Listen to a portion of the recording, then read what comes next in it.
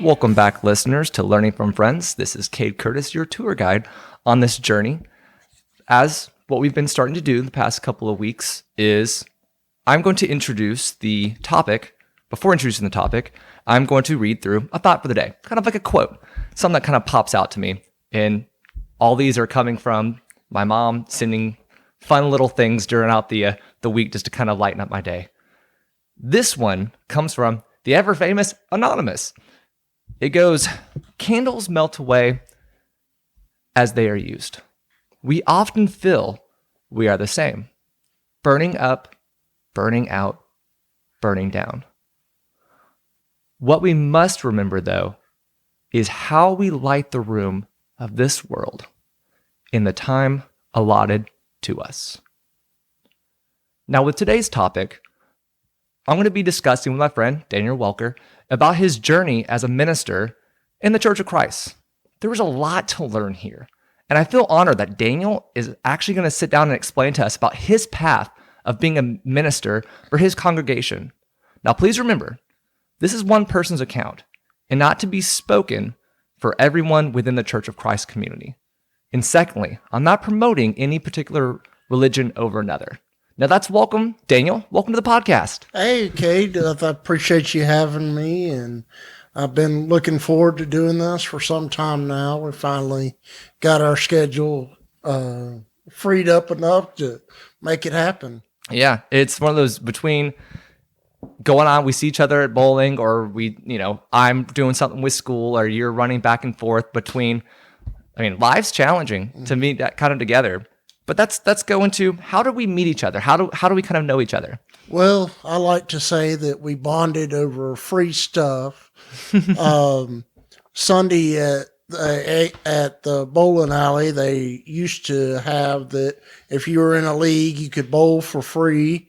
And the only caveat is that you have to find some people to bowl with, and sadly, sometimes people are not as friendly as they should be, and me and my wife came in to bowl free, and you invited my wife and I to bowl with you on your lane with you and one of your friends, and the friendship just blossomed from there. Yeah, it was very interesting because I would always see you come in and sit kind of off the side a couple times and walking down, back and forth, and eventually it's kind of like, okay, this is a familiar face here, kind of coming constantly in.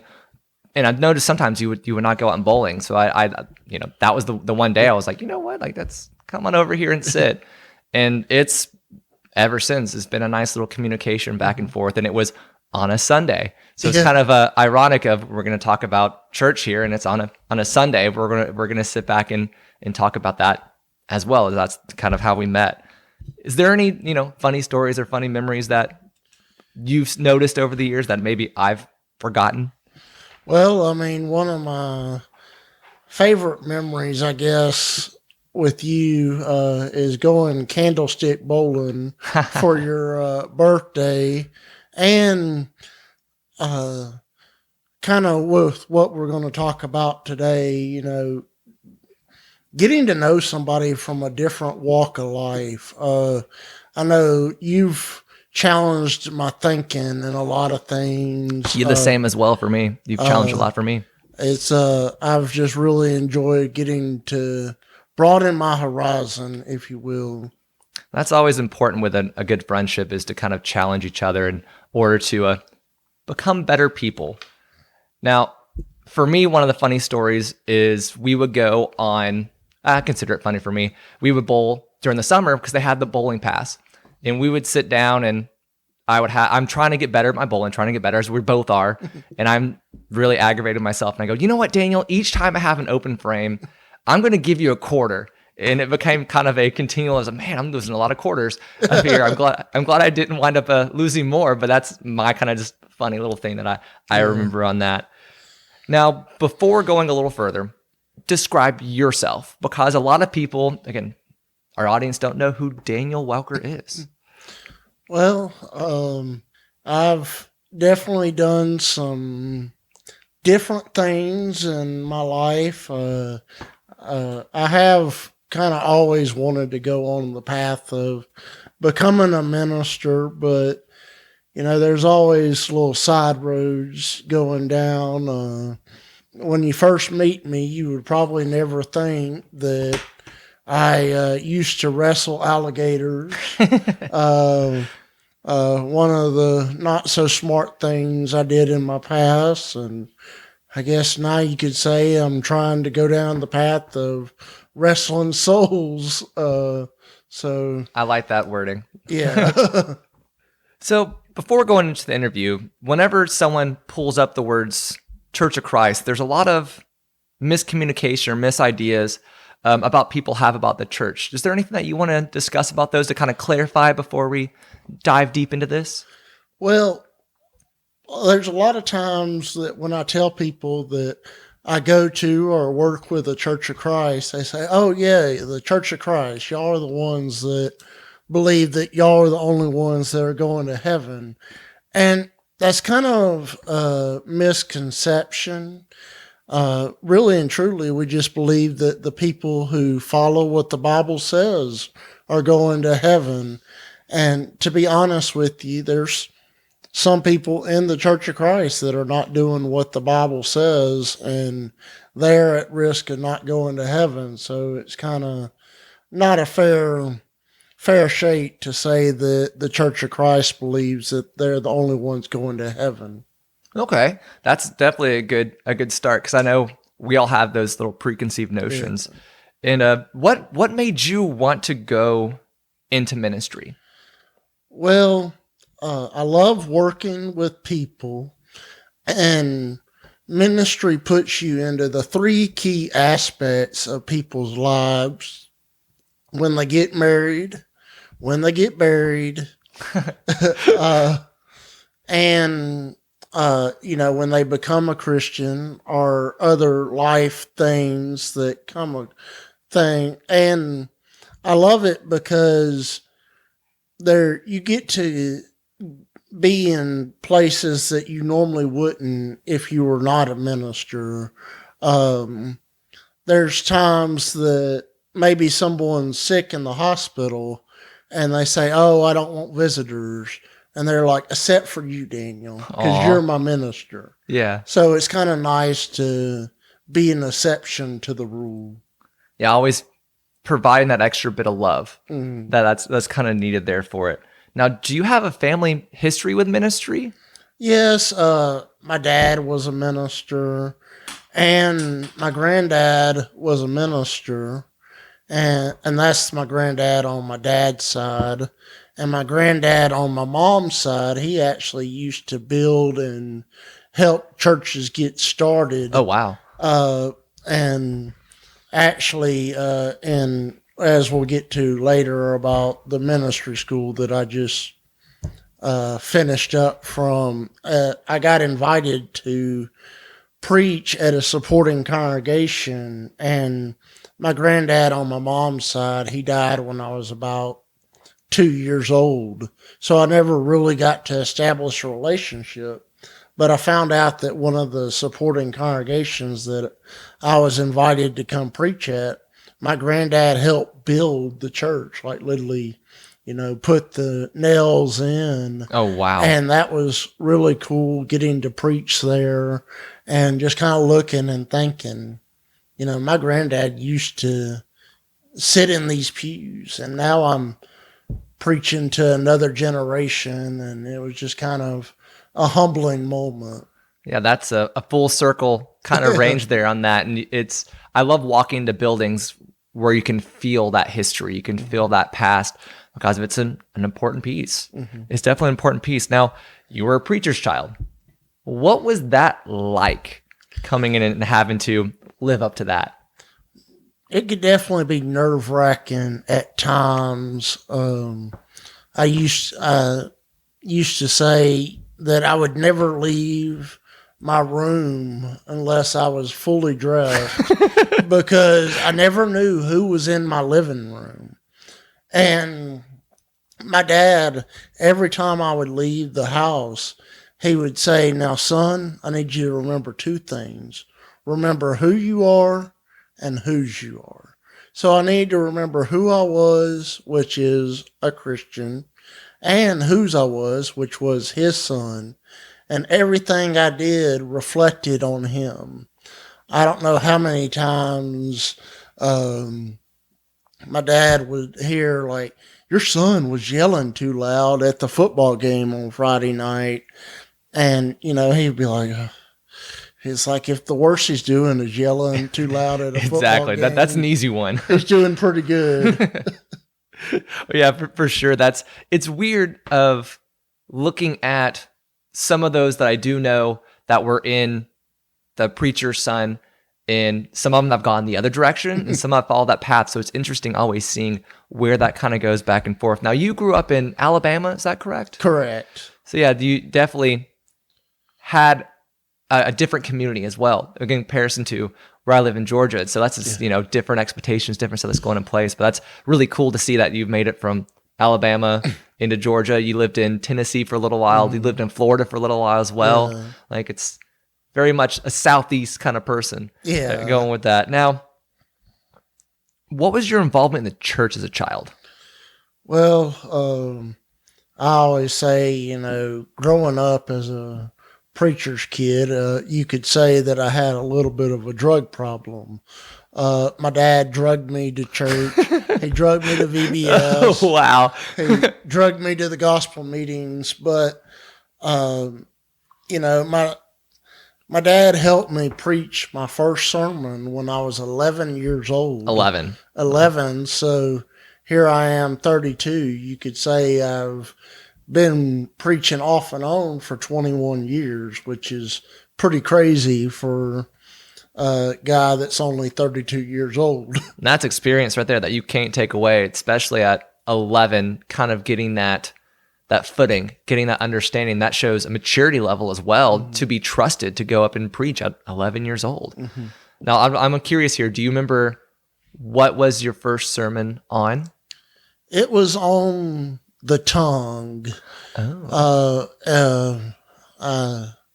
had a bit of a temper problem growing up, and I think my dad helped me write that sermon to kind of teach myself a little bit too, because one aspect that you learn very early in learning to preach is that you're to start behind you, preaching to yourself, and then preach to the crowd. So it's not just preaching to the crowd. I mean, a sermon's for the minister too. And honestly, like, a lot of times there's been times that I say, I don't know if y'all got anything out of that sermon, but I sure did. I needed that one because, I'm putting a lot of hours studying for that 30-minute sermon. So there's a lot of good things that come from the study that, the average member may not get. That's true. There's always so much going on behind the scenes. Now, after graduating high school, what was the next step in your journey for ministry? Well, there was a preaching competition in the Church of Christ, in which I received a scholarship because you have people from all over the world that come, well, I'll say all over the nation that come to preach. And in this preaching competition, I placed in the top 7 people in the U.S. Oh, wow. So there was a scholarship available for me there, and I actually used it to go to a community college, and mainly because I wanted to make sure ministry was what I wanted to go into. And from there, I went to Heritage Christian University and Georgia School of Preaching, as well as Memphis School of Preaching, kind of a hodgepodge, which was really great because there's a difference of beliefs and such of those universities. So I didn't just hear one viewpoint. I heard several different viewpoints on the scriptures to hopefully kind of come out as me being a little more well balanced and kind of understanding people's views from different spectrums, the conservative to, as they say, progressive viewpoint. And now I'm kind of finished with school and I'm going through the trial process and just really kind of going through that burden, if you will.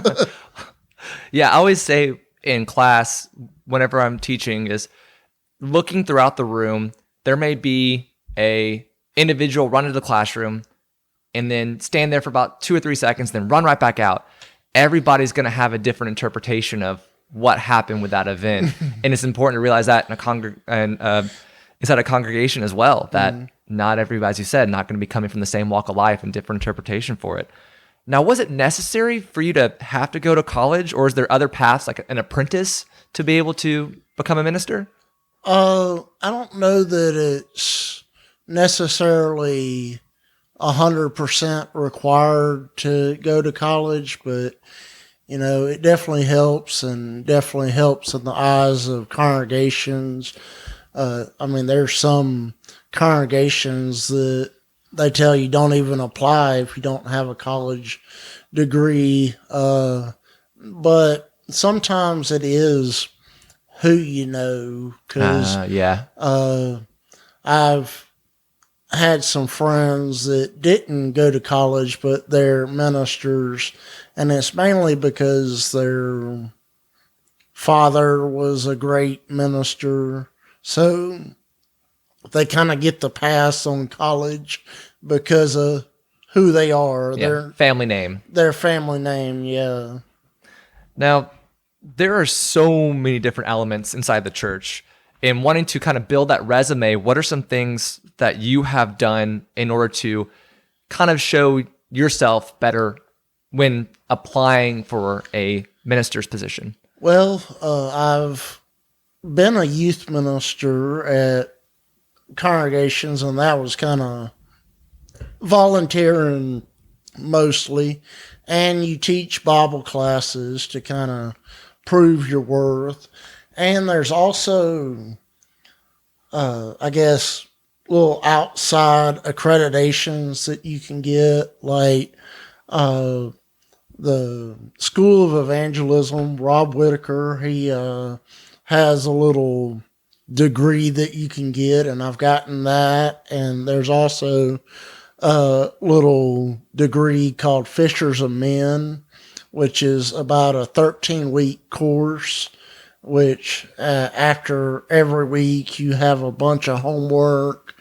I think like my binder for that class was like a total of like 500 pages. Oh, wow. Of notes. Like, it was pretty serious, to be honest. And, obviously the schools of preaching.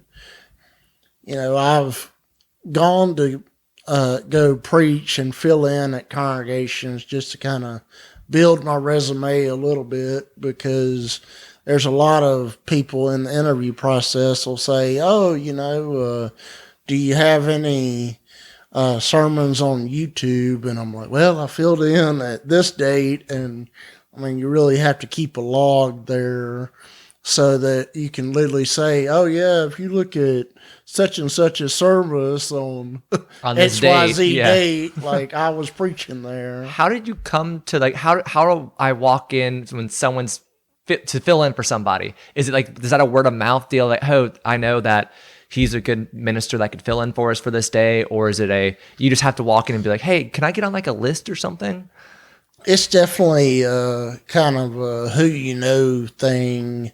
Like, of all things, the other day, my wife and I had gone to Costco, and one of the workers there recognized me, just knowing me from, I guess you could say, church functions. Ah, okay. And he said, hey, we're looking for a minister in Canton, like maybe you could come by and introduce yourself, and that way the congregation get to see you, and maybe we could have you fill in. And a lot of times what has happened in the past is, I was going to Memphis school preaching or Heritage, and congregations would reach out to the school, say, we need somebody to fill in, and the school would send you somewhere. When I was at Memphis, sometimes, I would be preaching Mississippi, Arkansas, Tennessee, Alabama. I mean, Putting on the miles. Yeah, you definitely got to see a lot of the country. I used to say if I was preaching in Arkansas and I didn't see a rice field on the way there, was I really even in Arkansas? Now, you mentioned a second ago about going in and saying, get your face familiar with the congregation. Now, what is the interview process like for trying to become a minister in a church? Well, a lot of what I do is I go and look at different schools' websites. They'll have job postings, and those job postings will tell you, what they want. Some of those job postings will say, send us 3 videos of your sermon, send us some references, and some of them are very detailed. Like they want you to say how you would minister to a congregation before COVID and how you are going to minister with COVID. And some of them have questionnaires, like how you would handle different situations and your beliefs on different issues of the Bible, just to kind of see how it lines up with the congregation's beliefs. And if they like all that, they'll normally call you and have you to come do what's called a tryout. Okay. And you go and preach for the congregation, and sometimes they take you out to eat just so they can get to know you a little bit outside of the church, get to know the man, if you will. There you go. And sometimes when you go for a tryout, you'll be staying in some of the leadership's home, so they kind of get to know you with your hair down a little bit. Oh yeah, because definitely between the two, they want to make sure that you are great for the community. Yes. Now, when you've ever accepted a position, what do you do on day one? Like how would you step in and go, hey, this is how I'm going to accept this position in starting out?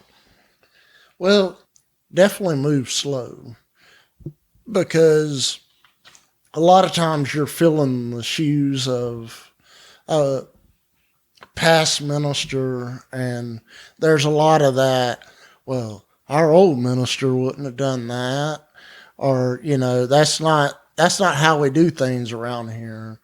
And at school, what they suggested is you kind of do it their way for about 6 months before you start making changes, because you may do it their way 6 months and say, you know what, I kind of like this. Like maybe I was wrong, because we all have ideas of how we should run things, and kind of make sure it's broke before you fix it, I guess you could say. Yeah, that's a good one. Especially I took over a classroom recently, and it took me a little while to, do what the kids are familiar with, and then eventually start slowly implementing my process. Because as you said, don't rock the boat. Yeah. For a little while until you can figure out your stances and what's going to be more accepted and what's not going to be accepted to it. Now, are you provided like housing whenever you accept a position? Do they help you move things over? Because sometimes you may be going multiple states over. Well, a lot of that is when you sit down with the interview with the church leadership, that you negotiate that. Like I recently had a congregation call me about doing a trial in Alaska. Oh, wow. And they were not willing to buy me a plane ticket, and I kind of had to tell them, like, I'm sorry, like, if you don't have the funds to fly me to Alaska, like, I don't really have the funds to fly myself to Alaska. So a lot of that is in the interview process. There it's become popular now to kind of develop a contract. And if some of your listeners are familiar with hiring a football coach, there's a buyout involved, and a buyout. So maybe you sign a 5-year contract, and it kind of gives you some stability, and it gives the congregation some stability as well, because if they want to get rid of you within 5 years, they have to buy you out, and that kind of helps you move. Yeah, to the next transition. Next place. But a lot of congregations will provide a house, but that's kind of a blessing and a curse. I can believe that. from a tax perspective, because it's considered an asset, so you definitely want to consider that in your salary when you're discussing that. A lot of times you want a housing allowance to kind of help you on the tax end. And if things don't work out with the congregation, you're in their house. That can become a sticky situation sometimes, because when you're in somebody else's house, they kind of have the leverage to get you out sooner rather than later. So you kind of want to have a backup plan to where you can get out if that comes, kind of have a plan B, if you will. Yeah, especially when you're living in a place. If you're in an apartment or somewhere renting a house, you may have a little more freedom to cut the lawn a certain way or trim back certain bushes or not. So that could be, I bet, having to present to maybe the board or something that, can I like trim my yard at this level or something? I can imagine that makes it a little harder as well. Now, when you're hired in, there's a lot, like there's sometimes, I remember reading job descriptions, you're saying with negotiations, it could be, a mile long of what there's that expectations. Now, what is necessarily kind of the job entail for meeting the eyes of the people and working behind the scenes? If sometimes they make you clock in for like, hey, you need to be here from 9 to 5. Yeah. Are you, hey, just come up on Sunday and Wednesday? Like, what does that kind of look like? What does the job entail? Well, one thing that I often say is a preacher must be flexible, because I don't know how many times that I've been sitting down to get ready for my lesson on Sunday, and you get a phone call like, Sister so-and-so, she broke her leg and she's in the hospital. You kind of have to put your studying to the side to go visit Sister so-and-so, because she needs you.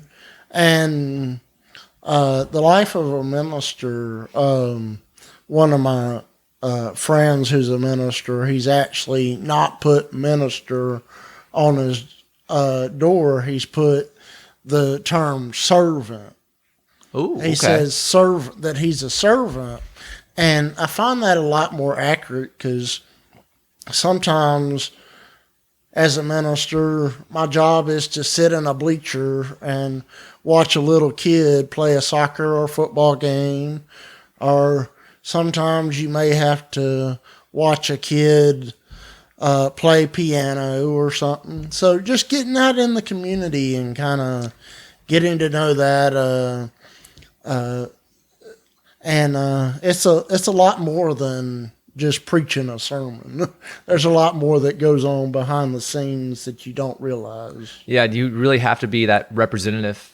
You are the representative of that church, and when you're out there in the community, all eyes are on you, and the more you're kind of be able to see around, it makes you definitely in the church look a lot better. Well, we talked earlier about when I was talking about being a preacher's kid, living in that glass house. Being a minister, you definitely live in a glass house. You talked about the cutting the grass. I know that one of the things that we learn in school is cut your own grass because members will judge that. They will think you're lazy because you don't cut your own grass. That's true. Now, what is your involvement, say, with, I know there's, as you said, funerals and marriages. What's kind of your involvement in making that connection with the community? A lot of times when you first get hired, one of your first things that you're going to want to do is to go around to the different funeral homes and introduce yourself to the funeral directors and make sure they know where the congregation you're working with is, and make sure they know if they ever need somebody to preach a funeral that you're happy to help, because that helps you get your name and the church's name into the community. Like, you may be asked to come preach a funeral for someone that you've never met, but it means the world to that family. And you're giving the church a good light by offering your services to that. They say in being a minister, you definitely don't get rich doing funerals and weddings, but you sure do gain some great relationships. And it's not always about, it's not about the money. No. When it comes to it, it's the building that community, building those relationships. That, to me personally, as I'm sure it is for with a lot of jobs, is you have to enjoy and love what you're doing. It goes a long way, and it shows that you love your job as well when you're out there doing all these things, because you have to love what you do. Because they say, being a minister, some people think that you take a vow of poverty because you definitely don't make a ton of money. And I'm sure you can relate to that at being a teacher. Like, you're not rolling around in your Rolls Royce because you're a teacher. This is true. And there's a lot of extra hours that are constantly put in, again, behind the scenes. Yeah. You may say, oh, look, you have these long breaks, but I'm working a lot through those breaks and I'm putting in, oh, you're only there from 8 o'clock to 4 o'clock. No, I'm there an hour to 2 hours early and there an extra 2 hours maybe after school. And then I'm bringing work home and constantly that. I mean, that's the same with ministry and that. Yeah. And I need to go see my kids whenever they're performing or doing something as well. And I call them my kids. Like, they're technically my students, but for me, they're like family, because you're seeing them as much as, if not more sometimes, than their parents are seeing them. Mm. And I bet that goes into the church as well, as these are my children kind of deal. Now, how much is prepared? Like, how much do you prepare for going into a sermon? We just talked about, being always on the job. How long does it take to make a sermon? Well, they say that you should spend an hour preparing for every moment, every minute in the pulpit, which, if you really go back and think about that, that's ridiculous. They're in there for 30 minutes. That's 1 hour. That's 30 hours. You have a 30-minute sermon on Sunday mornings, 30-minute on Sunday night sometimes, and an hour Bible class on Sundays and Wednesdays. I mean, if you did that, there's really not enough hours in the week. So you kind of have to do the best you can and kind of work on that balance of caring for your members and making sure that you're preparing to feed them on Sundays and Wednesdays. And constantly having lots of coffee available to stay awake and burn that midnight oil. Yes. So what is the wife's role in the ministry whenever you are hired in? What is the role of your wife?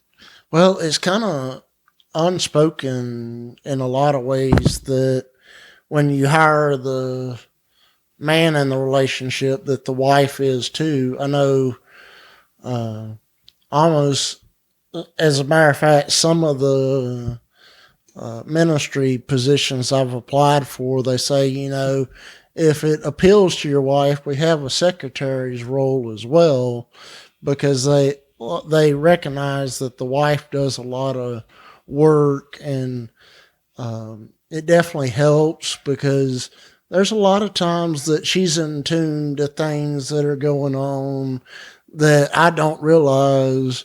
Like this morning at church, I told my wife, I said, well, I want to go introduce myself to such and such. And she's like, just a reminder, his name is such and such, and he's got XYZ going on. And, she's more in tune to what's being said on Facebook and such. So it's really a tag team thing. There's a lot of things that help in your ministry with being married. And is it preferred for the minister to be married or not whenever you're getting interviewed? It's definitely preferred that you have a wife, just because you can kind of relate, because you have that tag team. As a matter of fact, some of the guys that I've been in school with in the past, they're not working in ministry pretty much unspokenly because they're not married. And that's sad, but it's just an evident truth. Yeah, that's always hard. There's always, not saying a stereotype, but there's that sometimes the unspoken rules that you don't think about that do pop up in a lot of jobs in different ways. Now, I'm gonna throw an interview question on you here. So say I'm sitting down at this church and I go, so Daniel, what is your strength as a minister? I would probably, one of my strengths is what I call evangelism. Okay. Like, I love getting to know people and developing that relationship and studying the Bible with people. But I'm pretty sure the first time we met on that Sunday, Cade, you probably would not have wanted to get in a deep theological discussion with me. But now, we've kind of gotten to know each other, and we had a couple of those in the past, over the years. Yeah, over the years, but we didn't start with that on Sunday. By no means. It on was that first Sunday. Yeah, it was not that way. I definitely enjoy doing that. There's some restaurants in town that I frequent. I don't know if you can tell by my weight gain, but I've kind of developed a relationship with some of the waitresses, and I'm trying to ease into studying the Bible with them. No pressure, but I mean, who wouldn't enjoy studying the Word of God together? And we may have some differences of opinion, but because we have a relationship, we can work through that. You and I, we have some differences of opinion on some things, but we're still friends. Oh yeah, that's the thing in life is I think it would be boring if we all agree with the same thing, do all the same stuff. It would just be, I don't know, bland. But I think it's that iron sharpens iron, and it allows you to really communicate and grow as a person if you're safely able to do that. Because there's unfortunately a lot of turmoil around the world where people just completely cut people off at the knees if they realize that we're not on the same page. And it's unfortunate because you're missing out on a great opportunity to grow as a person with that. And I definitely do appreciate the way that you're always not pushy about it. You're always like, hey, let's try this, or what are your thoughts on this? It feels very calm and collected. It doesn't feel like, Cade, we're going to do this now. And if you don't like it, then bah humbug, Yeah. But so with evangelism and being in the church and all these things that we've discussed so far, I'm curious on there's so many books in the Bible. What's your favorite?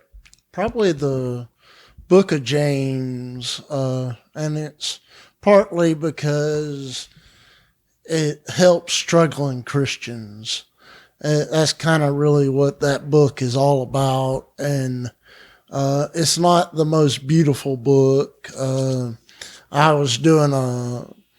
I talked about earlier about the competitions, and one of the competitions I did was a Bible Bowl, and it was kind of done spelling bee style, where if you get a question wrong, you sit down, and it came down between me and one of my good friends, and we went back and forth for 30 minutes. And finally, the moderator said, okay, we're going to have one last question. And the first person to answer it wins the whole thing. Like, Okay. Wow.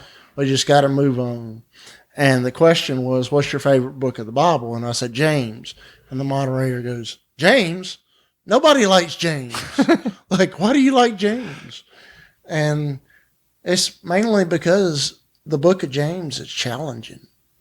And it challenges you to grow. Yeah. And here in a couple weeks, I'm actually going to be kind of leading into a Bible study at one of the congregations here about, not being complacent about where you are in your Christian walk.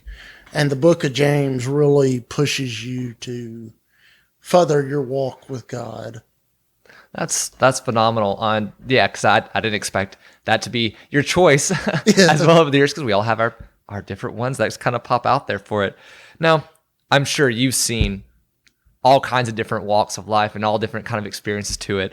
What are some interesting or funny things that you have experienced over the years in your ministry? Well, it's what a lot of people don't realize is when you're preaching, you literally see everything that happens in the audience. I know a couple Sundays ago, I was preaching in our congregation and the lights just kept going out. And I'm like, man, I'm preaching the power out of this building. And, but really in the back of my head, I'm like, what is going on? Is there a power short? And then I realized there's a little girl in the back and she's just flipping the switch. Oh, that's so cool. But one of my favorite things, I don't know if you're familiar with the animal locust, which in the Bible, it's a pretty big grasshopper. Destroys everything in its path. Yeah, it just destroys everything. Anyway, well, growing up as a country boy in Alabama, as you can imagine, being a little redneck, you would catch all kinds of animals.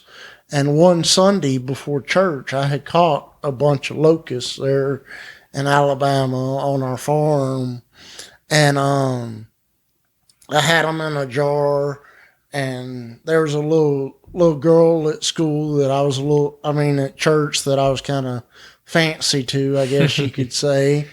And I handed them back there to show her my prize. Oh, yeah. The locust I had caught. And it was in like an opaque tin where you really couldn't see what was in it. And, the little girl looks in and it's like, ooh. And her mom didn't know what it was. And I guess she assumed it was like Cheerios or something. Mm-hmm. And she said, go ahead, eat one. Oh, gosh. The little girl's like looking at her mom like, what? And so that was definitely interesting. And you can imagine my dad watching that play out because, preaching on Sundays. And he's just like, how do I focus with you here? And he heard the mom say, go ahead and eat one. And my dad knew what was in there. Like, are you really trying to get her to eat a locust? Maybe she was low on protein, Yeah. Now, did she wind up eating one? Did it happen? No. Oh, okay. You never know with the end of these stories, kind of whether you get that pressure kind of happening around you. Now, this is jumping backwards again because it just popped back in my head on this is, okay, you're brought in on church under a contract for, say, 5 years or so on for it. Now, how long can a minister stay at a church? I know some congregations want people, 3 years, you need to go on to the next place, or 6 years, you got to go on to the next place. Is that within the Church of Christ a thing? Well, there's really no defined terms, I guess you could say. I mean, I know some preachers that have been at the same congregation for 30, 40 years. One of the congregations I tried at, the minister said he had been there 40 years, and I'm thinking, oh, wow, this would be pressure if I came in to, pick up where he left off. So there's really no defined terms. But really and truly, I think a lot of times, if you've been in a congregation 10 years, you start getting an itch to where you kind of want to try something different. I know I had a preacher friend tell me recently, like, I kind of realize if I don't move on now, like, I'm just going to retire here. And he's kind of like, I kind of want to go broaden my horizons a little bit. So sometimes you do get an itch. Yeah. Now, if you had the opportunity to be in multiple kind of states or travel on, or do you want to stay in one state, or do you kind of want to move around to different states? I mean, I do like traveling, but where I am right now, I kind of want to settle down for a couple of years. Like, I don't blame you. These past 2 years in school, they've been a whirlwind, talking about preaching in Arkansas, Tennessee, Mississippi, Alabama. Like, I'm kind of ready to focus on helping one congregation get better for a little bit. Now, talk to me in a couple of years, might be ready to go travel the world. That's true. I always kind of right now with myself of teaching. I've worked as a parapro. I've worked as a teacher doing regular ed classroom. I've worked with special education. I've worked in general education now, and I've just kind of been all over the place. And I don't know what it's like to sit still in one position for a long period of time or one spot. And so I'm looking forward to hopefully finding some stability for a little bit. But I would love, that international or around the United States kind of draws me in, but at the same time, it can be a little intimidating. It can be definitely intimidating. I think in the times I've met you, that I've known you, sitting still is not what I associate with Cade Curtis. This is true. I definitely am one to constantly jump for many things and keep moving. I'm kind of a master of none, and sometimes it may take me 5 or 10 years to actually do something. But my students get on to me all the time of I don't sit still. Like you kind of make me nervous with the way you walk around, and I get home and my wife goes, okay, you need to get up and go for a walk because you're starting to get a little stir crazy. COVID was rough that first bit, being at home and not being able to go. I'm a social butterfly, so it's tough. That's a very true statement. I don't sit well with that. Now, earlier I mentioned the quote of iron sharpens iron. Who would you consider kind of mentors that have helped you grow as a minister over the years? Well, when I was at Heritage, I had a college minister that really challenged my beliefs by the name of, we'll just call him Jerry. Okay. I gave him the nickname Bellissimo. Okay. People that I really respect, I give nicknames. Just, it's kind of a term of respect. And he had a lot of different views about the Bible than me, and he kind of challenged me to grow, and he kind of gave me push. He would kind of push me to comment in class and stuff, which can be intimidating when you're around a bunch of college people. And my mom actually worked as a church secretary at a church, and they had a lot of amazing ministers that came through there, missionaries and such, and they kind of rubbed off on me. I know there's times that I'll preach a sermon and somebody will say, "Oh, that sounds like something so-and-so will say," and I'm like, well, that's kind of where I got it. There's always a way. Yeah, it's like, I kind of grew up with them, working in the office with my mom, so definitely kind of was blessed to rub shoulders with some amazing men of God. Yeah, it's that's what it takes to grow as a person. You can't do it by yourself. You need to always have someone to look up to or someone to kind of follow the way. Even musicians that may have not necessarily met that musician or been in touch with them, they may have watched that person play the same lick 30 times, or they may be able to pick up on that style. It's important to kind of have that before you can really kind of start out on your own to make your own space to it. And you're taking their ideas and growing on it. As in the teaching world, we say, I'm not stealing, I'm borrowing and just kind of growing on it in some way. And preaching, we say, you know what the key to originality is? What's that? Forgetting where you got it. Oh, okay. Now I have to ask, because if I don't know this. For me, if you're always saying the term of endearments and nicknames, have I earned one yet? I'm curious. It's only been a couple years, so I'm still processing on that one. Yeah, I understand. That's why I was like, I haven't heard this, so I'm curious on if I've got one yet. Maybe one day. Yeah, maybe one day. Now, do you have any recommendations for someone who wants to get into ministry? Because that could be a really intimidating thing for people. Well, I think one of the keys is to realize that if you're going to want to go into ministry, as I mentioned earlier, you have to be flexible because it's always changing. You never know what's going to be required of you from day to day. And the next thing is you have to have thick skin. Okay. Because they say sticks and stones may break my bones, but words will never hurt me. That's not true. Words are this is the most dangerous thing. Yeah. I feel like they're worse than a nuclear bomb. Yeah. Because you kind of, there's going to be people that tell you like, man, that sermon was so bad I shouldn't have even left my car. Like I could have smelled it from and that same person will say like the next week, oh, that was the best sermon ever. One of the funniest things to me is, I talked about going to fill in somewhere. Yes. And you wouldn't believe how many times a member will come up to you and say, we hadn't had preaching like that here in years.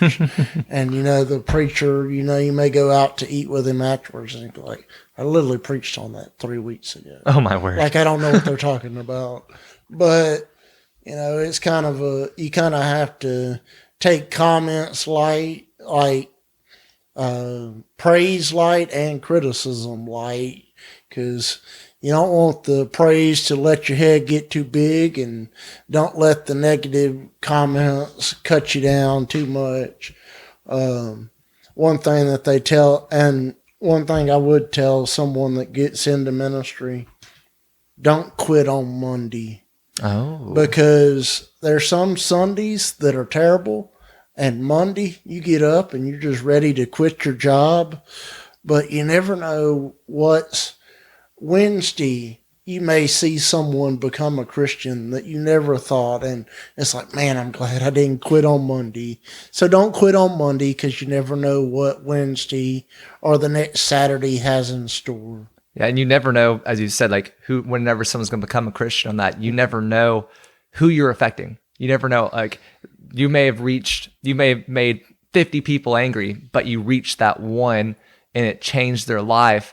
And that to me, I'm sure is the same for you, that's the most rewarding thing whenever it clicks for somebody. Because I remember I had a rough Sunday working as a youth minister, and that Monday, 2 of my kids, if you will, called me and they said, hey, you think we could play video games at your house like during the day? I mean, who thought that ministry would be video games, And I'm thinking, I really don't have time for this. Mm-hmm. But tell you what, like we'll play for a couple hours, and we played video games. They whooped me pretty good, and they're usually going to pick games that you're not good at that they're really good at. That's the way it goes. And a couple years down the road, I was eating with one of the guys, and he said, you just don't understand how much that playing video games meant to me. And I was like, dude, it's just video games. It can't be that big a deal. And he's like, no, you don't understand. I was so down, and I was telling my friend about it, and I was telling him I was thinking about committing suicide. And he said, before you commit suicide, let's go hang out with our youth minister. And he said, I knew you were busy, but the fact that you were willing to drop what you were doing, meant that, it must be worth it for me to be around. And I don't remember exactly what happened, but he said that he kind of casually mentioned the idea of suicide. And he said, you just told me, you said, every day is good. If you don't think every day is good, try and miss one. Oh, yeah. And those are great words. He said, that stuck with me to this day. And I'm just like, I always say, if something hits you hard in a sermon, that wasn't me. That was God. Yeah. Because I can't take credit for that. And that was definitely one of those God moments. And that is 100% true. And as myself as an educator, and with my mother being an educator, is she goes, some of the most shining moments have been kids that have come up maybe 10, 15, 20 years later and shared a story with her, or she's teaching their kids and they go, I wanted to make sure that you taught my son or daughter because I loved your class so much. And that's some of the biggest compliments you can get. And a lot of the times you never know it. And that's, to me, some of the best gifts as well, is to not know it, but see that person kind of carry on and see that success that they've been able to become as a person. And if they come to share that with you, that is a gold mine within itself, and to me worth 10,000 paychecks to see that as moments. Now, as we're getting ready to kind of wrap down, as we're getting ready to wrap up here, there's a lot we've kind of covered. Is there anything else that you would like to kind of share with the audience that perhaps we haven't discussed, or just something completely off topic that they're like, you know what, I want to say this today?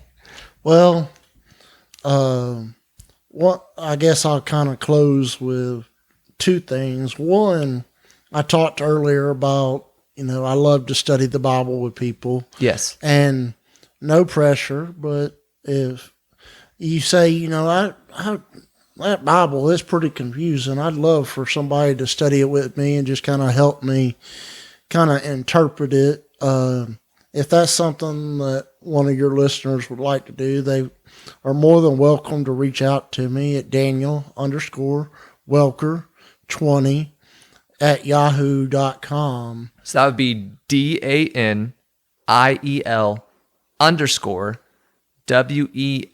WELKER and the numbers 20, so 20 at yahoo.com. That's correct. Right.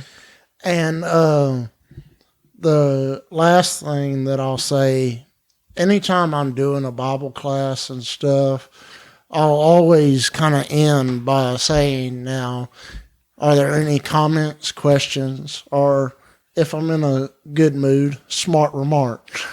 I always go comments from the peanut gallery. Yeah. And if there are any comments, questions, or smart remarks on things that I've answered here, or maybe you'd like further clarification, feel free to reach out to me at that same email address. And you're also welcome to look me up on Facebook.